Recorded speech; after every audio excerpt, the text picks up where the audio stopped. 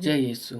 पुनः मैं आप लोगों का प्रभु यीशु मसीह के नाम से मैं स्वागत करता हूँ। आज का पाठ हम लोग सुनेंगे कुरिन्थियों के नाम संत पौलुस का दूसरा पत्र अध्याय 10 पद संख्या 12 से 17 तक।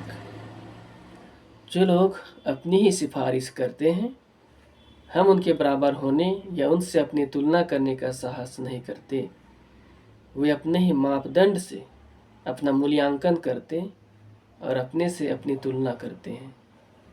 इस प्रकार वे अपनी मूर्खता का परिचय देते हैं। हम अपनी सीमा का उल्लंघन करते हुए गर्व नहीं करेंगे। ईश्वर ने हमारे लिए जो क्षेत्र निर्धारित किया और जिसमें आप लोग भी सम्मिलित हैं, हम उसके भीतर रहेंगे। हम अपने क्षेत्र का उल्लंघन नहीं करते। आप लोग हमारे क्षेत्र के भीतर हैं, क्योंकि हमने पहल आपके यहाँ मसीह के सुसमाचार का प्रचार किया।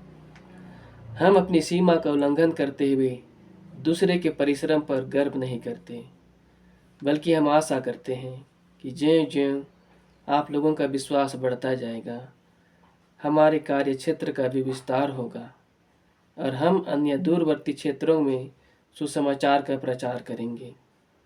इस तरह दूसरों के क्षेत्र में जो कार्य हो चुका है, हमें उस पर गर्व करने की जरूरत नहीं होगी। यदि कोई गर्व करना चाहे तो वह प्रभु पर गर्व करे। जो अपनी सिफारिश करता है वह नहीं, बल्कि जिसे प्रभु की सिफारिश प्राप्त है वही सुयोग्य है। यह प्रभु की वाणी है। ईश्वर को धन्यवाद। ख्रिस्त में प्यारे माता पिता, भाई बहनों, छोटे बच्चों, प्रस्तुत पाठ के द्वारा ईश्वर हमें आज बताते हैं कि हमें स्वयं अपनी प्रशंसा नहीं करनी चाहिए। अर्थात संत पौलुस कुरिन्थियों के नाम से जो पत्र के माध्यम से लोगों को कहते हैं, और आज यह पत्र हम सभी के लिए है कि हमें स्वयं की प्रशंसा नहीं करनी चाहिए। अर्थात जो स्वयं की प्रशंसा करता है, प्रभु उन्हें मूर्ख का संज्ञा देते हैं। हम अपनी सीमा का उल्लंघन करते हुए गर्व नहीं करें। ईश्वर ने हमारे लिए जो क्षेत्र निर्धारित किया है, जिसमें आप लोग भी सम्मिलित हैं, हम उसके भीतर रहेंगे। प्रभु ने हमें जो मार्ग दिखाया है, और जहाँ कहीं भी प्रभु हमें अपने योग्य बुलाता है अपने वचन के प्रचार के लिए, हमें उन वचनों को ईमानदारी पूर्वक करना है और हमें अपनी प्रशंसा स्वयं से नहीं करना है। हम जो कुछ भी करें प्रभु की इच्छा के अनुसार करें और प्रभु हमें उसका पुरस्कार देगा।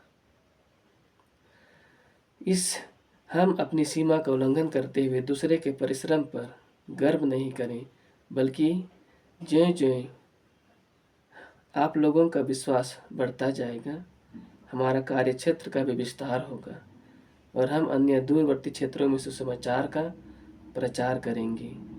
इस तरह दूसरे के क्षेत्र में जो कार्य हुआ है, उन सभी चीज़ों के लिए हमें गर्व करने की आवश्यकता नहीं है, क्योंकि प्रभु हर एक के लिए अपने अपने कार्य क्षेत्र सौंपा है।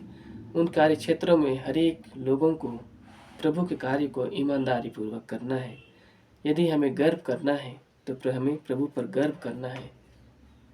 अर्थात कोई भी मनुष्य अपने आप पर गर्व ना करे।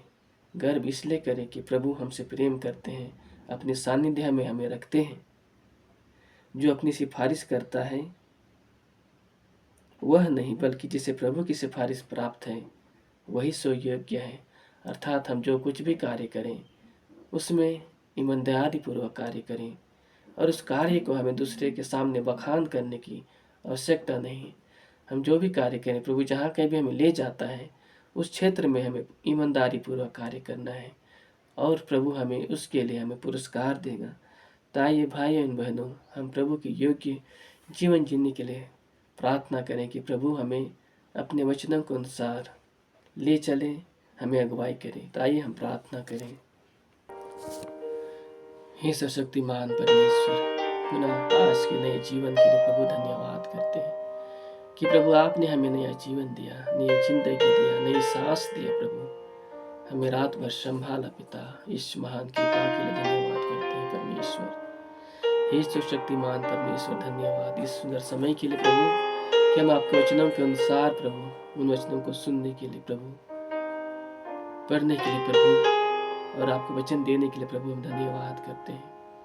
हे शक्तिमान परमेश्वर, जिस तरह से प्रभु आपने अपने वचन के द्वारा आज हमें एक नम्र हृदय का पाठ पढ़ाया पिता, कि हम जो कुछ भी करें उस कार्य को प्रभु ईमानदारी पूर्वक करें।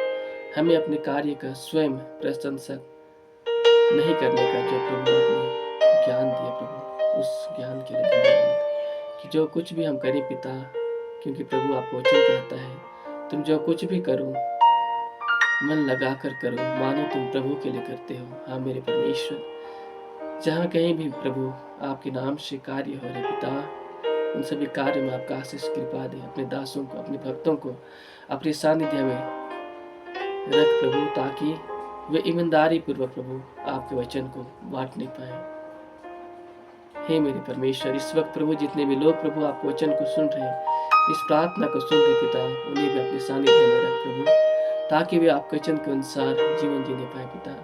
और उन्हें जो कार्यभार सौंपा गया है प्रभु, चाहे भी किसी भी क्षेत्र में कार्य क्षेत्र हो, अपने कार्य क्षेत्र हो, नौकरी का क्षेत्र हो, घर परिवार चलाना हो, या किसी भी क्षेत्र हो प्रभु, आपके वचन को बांटना पिता, उन सभी कार्यों को प्रभु ईमानदारी पूर्वक करने पाए पिता। अपने कार्य के साथ साथ प्रभु वे आपके वचन के लिए जीवन जिए प्रभु, उन्हें आशीर्वाद दे पिता, उन्हें अगुवाई कर, उन्हें शक्ति सामर्थ्य प्रदान कर प्रभु यीशु मसीह। इन वचनों को सुनने के लिए प्रभु जितने भी लोग प्रभु सुन रहे पिता, उन्हें आशीर्वाद दे, उन्हें अपने मार्ग पर ले चल, अपने सानिध्य में रख पिता, ताकि वे आपकी इच्छा के अनुसार जीवन जीने पाए प्रभु। यह प्रार्थना मैं प्रभु यीशु मसीह के पवित्र नाम पर मैं मांगता हूँ, दया से सुन और पूरा कर, आमीन। प्रभु यीशु मसीह आप लोगों को अगुवाई करे। आज के दिन भर आप लोगों को अपने सानिध्य में रखे, हर एक कार्य में आशीर्वाद दे। प्रभु यीशु मसीह की कृपा आप सभी के ऊपर बनी रहे। धन्यवाद। जय यीशु। पिता और पुत्र पवित्र आत्मा के नाम पर, आमीन।